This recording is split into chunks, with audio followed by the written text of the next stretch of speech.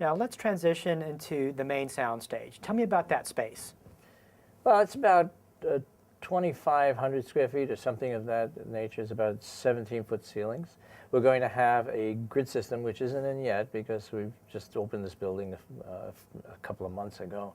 And so we're going to put a grid system in the ceiling, and we're going to put a cyclorama, a cyc, which is 27 feet wide, and you'll be able to drive a car on it. Wow, that's huge. And what's really cool is I'm a studio rat anyway. My professional career always lent me or brought me to the studio. And so lighting and composition and all those issues of making things just gorgeous are part of my DNA.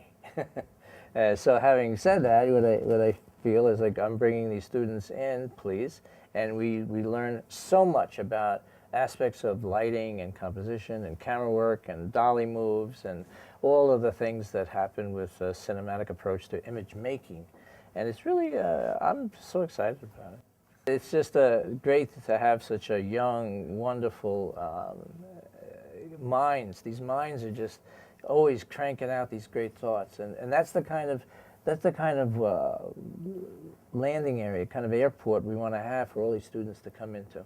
And we want to embrace their needs. We want to understand the professional response to what the needs of the industry are, and we want to make these young people a part of that.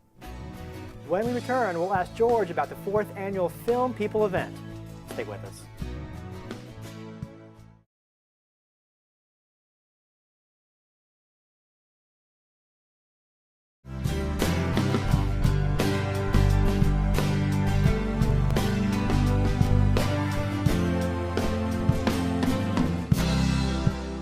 Today, Below the Line is on location at Central Piedmont Community College. With us is George Cochran, an instructor here at the school, and you're also busy planning Film People. What is that? Well, it's a part of Sensoria, which is a week-long celebration of the arts. And it's right here, starting the week of April 12th through that Saturday. And it's a wonderful, wonderful opportunity for the students to find themselves involved in any number of the arts. Film People itself is Tuesday evening at 7:30 at the Halton Theater, and this is the 4th year that we put this together. Todd Thorne's going to be interviewing a wonderful array of film directors and producers.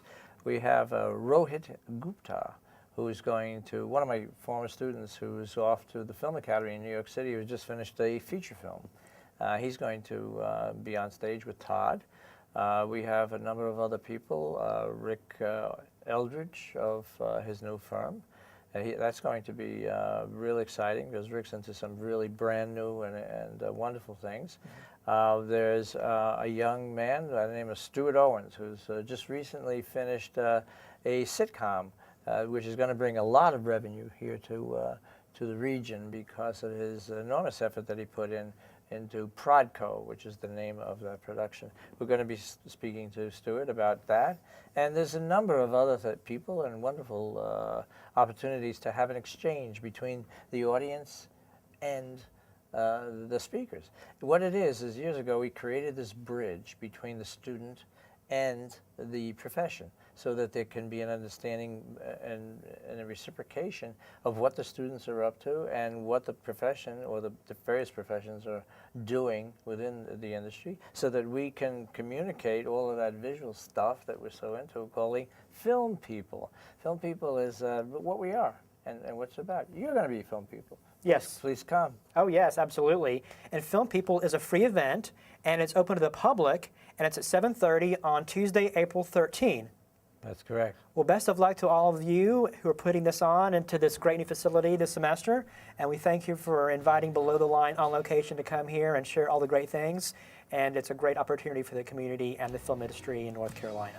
Well, thank you for having us. Coming up next, we'll meet Chris Pittman and learn about the non-linear editing systems used in today's post-production world. We're back in a moment.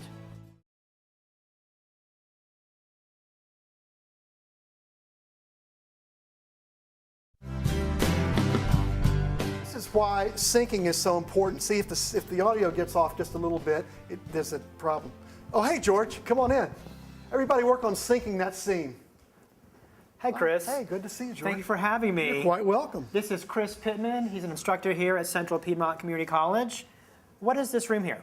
This is our digital computer lab. This is where students can come to work on digital arts projects. Great. We'll get that into a minute. Now Okay. let's talk about you for a minute. Sure. What is your background in the arts and all that? Well, I was an actor in high school and some in college. Always had been a musician, so I pursued the music dream over the film and acting dream for quite a while, and still very much involved in music. But the film bug got me at an early age, so I'm back on solid ground with that again. You've also worked behind the scenes on film projects. What have you done? Well, I was in the art department on a couple of films. There's a film that came out that was shot for Lifetime that Diane Keaton directed in the 80s called Wildflower with Patricia Arquette and Beau Bridges. It was a really interesting film. It was supposed to be in Georgia. It was actually shot all here. And I did things like make graveyards look authentic and old and make houses look much older than they actually were, things like that. Tell me about your music background. Have you done music for film or just for fun? Well, both. I've scored some short films. I've shot a documentary where I put some of the music in. I've actually scored a puppet show which has toured the world. And so I have a love for film music. And so you've been out in the real world doing all these things. Yes.